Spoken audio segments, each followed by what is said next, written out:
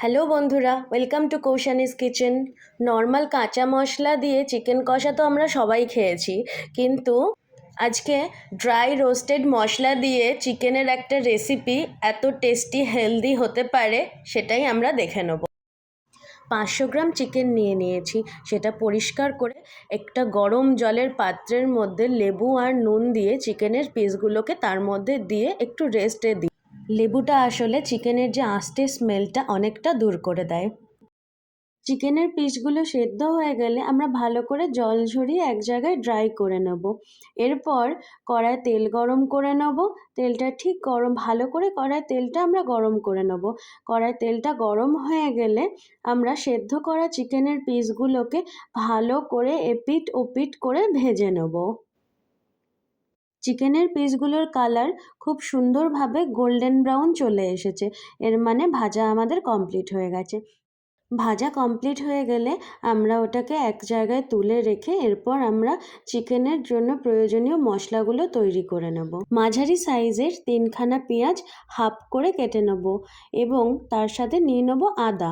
আমরা বেশি পেঁয়াজ বা আদাটাকে চপ করে নিই, কারণ এগুলো আমরা মিক্সিতে পেস্ট করব।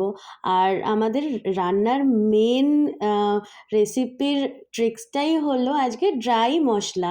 আমরা এই যে পেঁয়াজ আর রসুন এবং আদাগুলোকে আগুনে যে সেঁকে নিচ্ছি, এতেই যে সুন্দর স্মেল এবং টেস্ট আসবে সেটাই অপূর্ব সুন্দর। রোস্টেড মশলাগুলো কিছুটা পরিমাণে ঠান্ডা করে তারপর মিক্সারের বাটিতে দিয়ে মিক্সিতে ওগুলো ভালো করে পেস্ট করে নিলাম এবং 2টো পাকা টমেটো আমি পেস্ট করে নিলাম।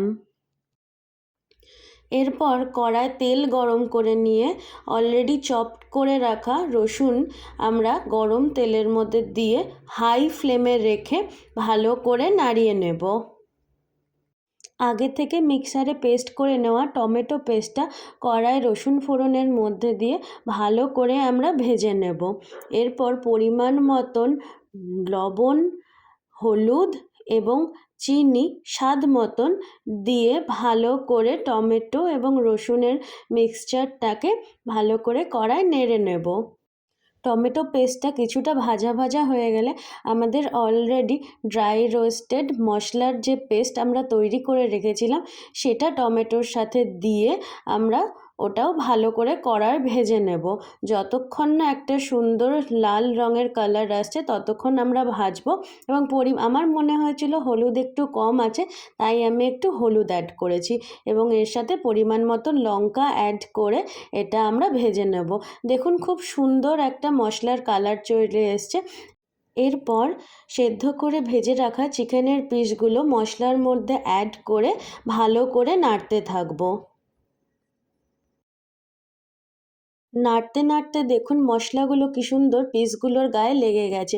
এরম একটা অবস্থা এলে তখন আমরা অল্প পরিমাণ জল দিয়ে এবার চিকেনগুলোকে মশলার মধ্যে কষে নেব।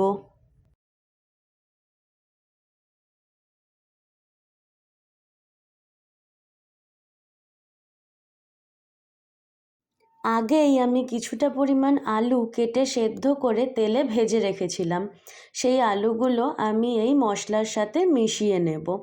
আসলে আলু ছাড়া তো মাংসের ঝোলটা ঠিক ভালো লাগে না, তাই আলু ঠিক দিতেই হয়।